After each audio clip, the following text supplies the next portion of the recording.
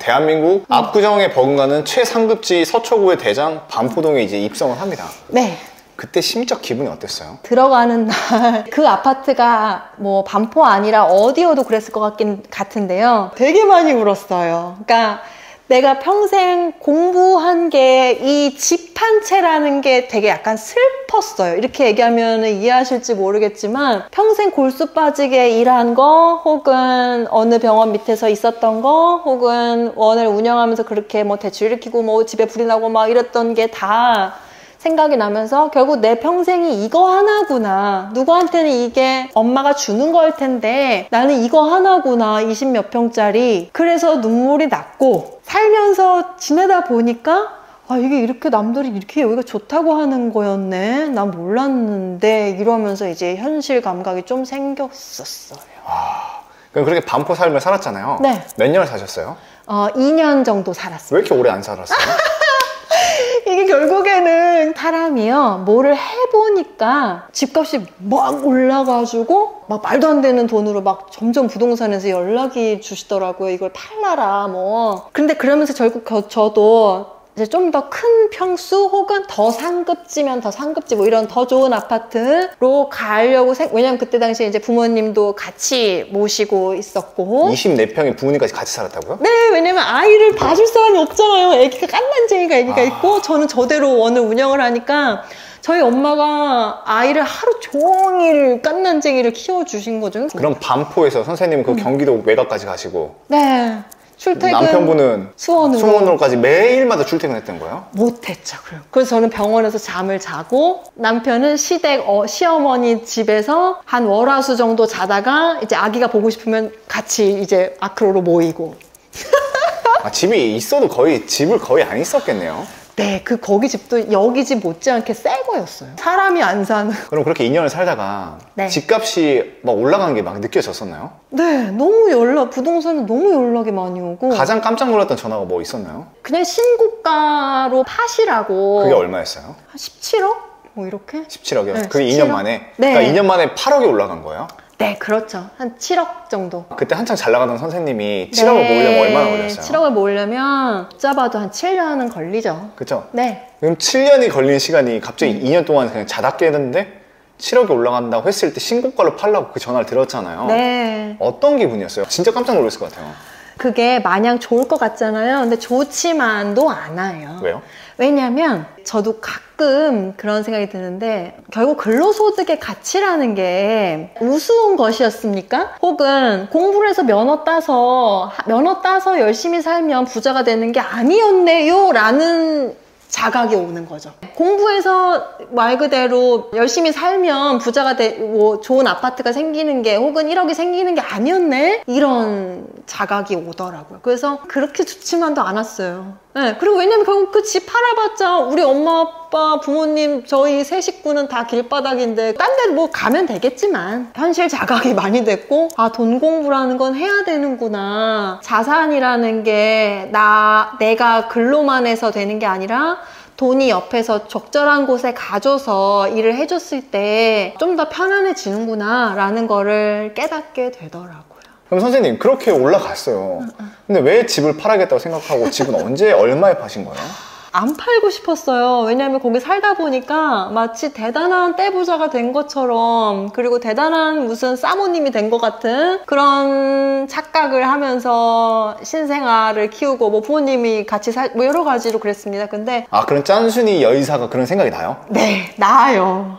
진짜요? 네, 나아요. 딱 그 자각이 들어요. 그때 당시에는 아직 덜 큰 거죠, 결국에. 그런데 결국엔 거기서 머무르면 너무 점점 좁은데 부모님 다 모시고 거기서 살 수는 없겠더라고요. 그래서 그때 당시에도 당연히 집을 늘려가고자 계속 돈을 모으고 있었죠. 그 돈을 모아놓은 거에 추가를 해서 다행으로 그때 제가 팔 때 신고가에 팔았어요. 그게 얼마죠? 18억 7천. 한 10억 정도 시세 차이가 없겠잖아요. 네, 그랬네요. 그럼 이제 사람들 궁금한 게 세금은 얼마나 내셨어요? 그때 집을 사는 걸 굉장히 독려했어요. 그때 네. 당시 정부에서. 그래서 몇 년을 살고 어떻게 그 조건을 맞추면 양도세가 면제되는, 그래서 농특세인가? 그것만 냈어요. 한 9억 얼마 다 가져가셨네요.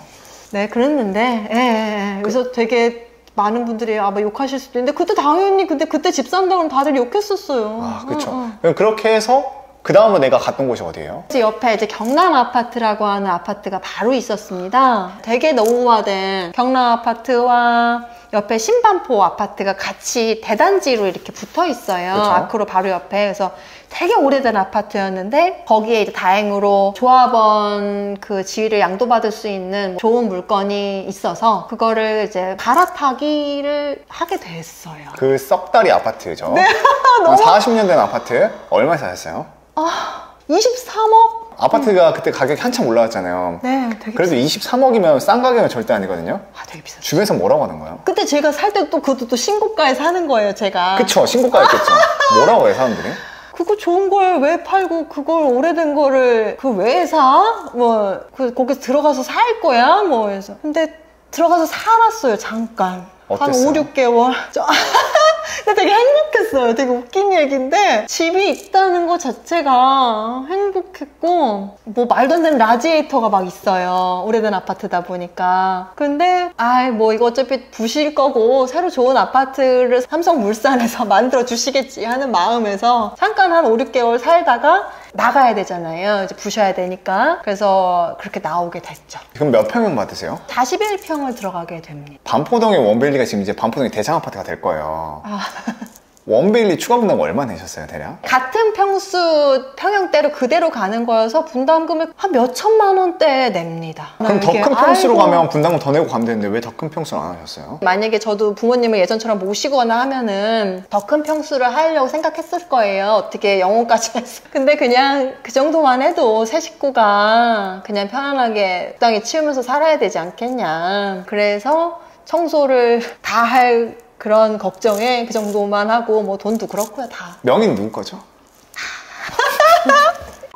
자, 이게 우리 짠순이 여의사 선생님께서 진짜 10년의 인생을 갈아 넣어서 받으신 집에 대한 계약서네요. 원베일리네요. 네. 이걸 보면 어떤 기분이에요?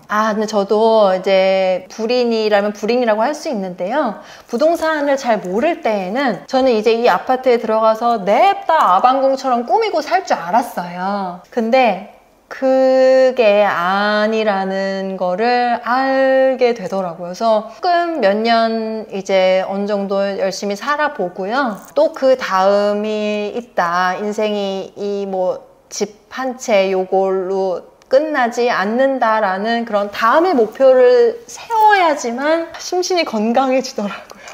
절약을 하시는 분께서 네. 돈도 잘 버시지만 네. 집도 좋으시지만 차는 뭐 타세요? 차를 사실은 남편이 결혼하기 전에 그 저랑 데이트할 때 갖고 왔었던 벤츠 클래스를 지금 한 10년 가까워져요. 구형 모델을 타고 계세요? 네, 옛날 거. 뭐 근데 잘 굴러가고 쌩쌩합니다.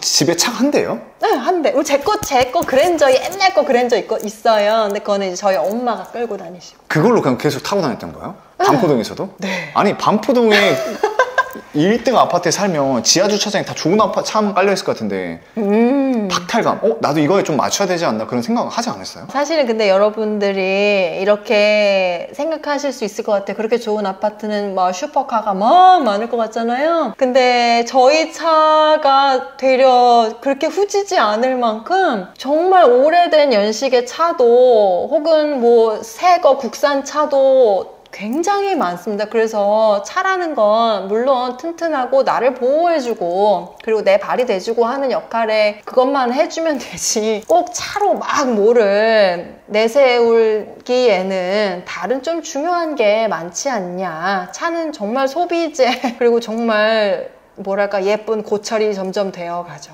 차에 대한 욕심이 아예 없으신 거군요.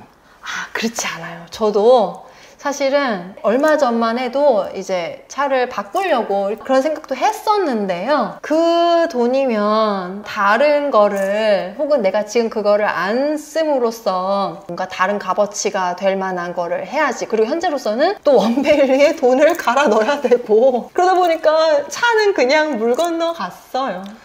우리가 재테크를 하는 이유 중에 하나가 부동산 재테크들도 최상급지 사는 분들이 생각보다 별로 없거든요. 그러니까 우리 재테크라는 게 최상급지로 가기 위함 중에 하나인데 네. 선생님은 이미 최상급지의 최고급 아파트가 이제 생깁니다. 네. 그럼 이제 부동산으로서는 최고치를 찍었잖아요. 주거 공간에서는. 그럼 더 이상 할 게 없을 것 같거든요. 네. 그 다음에 재테크에 대한 뭐 목표나 뭐 그런 게 있으세요? 결국에 제가 지금 러셀님이 말씀 주신 것처럼 그렇게 대단한 착각을 갖고 살았었어요. 이제 더 이상 어떤 인생의 목표가 없는 것처럼 살았었고, 그 바람에 이제 굉장히 심리적으로도 위축되고 되게 자존감, 자아를 잃어버린 사람처럼, 목표를 잃어버린 그런 사람처럼 잠깐 그랬었는데, 그래서 결국에는 사람이 공부를 해야 되는 이유가 꼭 어떤 면허나 자격증을 취득하기 위한 공부가 아니고요. 돈 공부를 해야 되는 이유가 뭐라고 생각하냐면, 저는 예전 같으면 저는 원베일리에 가서 그거를 깔고 야, 집을 아방궁으로 꾸며야겠어 이렇게 생각을 했었는데요. 그게 아니고 결국 그 다음 가치를 놓고, 말 그대로 뭐 집이 되면 집, 산이 되면 산,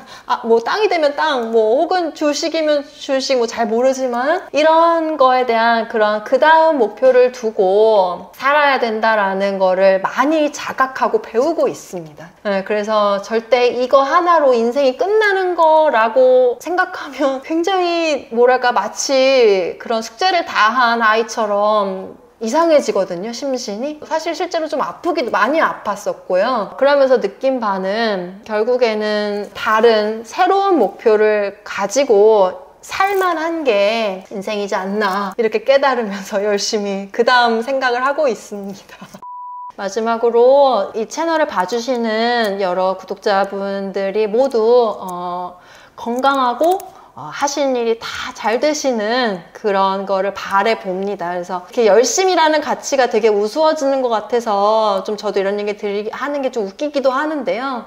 마음을 다하지 않으면 되는 거는 없더라고요. 저도 한때는 제가 왜 나는 이렇게 아등바등 해야지만 뭐가 되느냐라고 생각했던 적도 많아요. 그런데 그렇게 아등바등 혹은 열심히 원해야지만, 마음이 원해야지만 그렇게 길이 열리고 좋은 사람들이 도와주기도 하고 내가 길을 찾을 수 있고 이렇지 않나 싶습니다. 그래서 여러분 다 행복하시기를 바라겠습니다.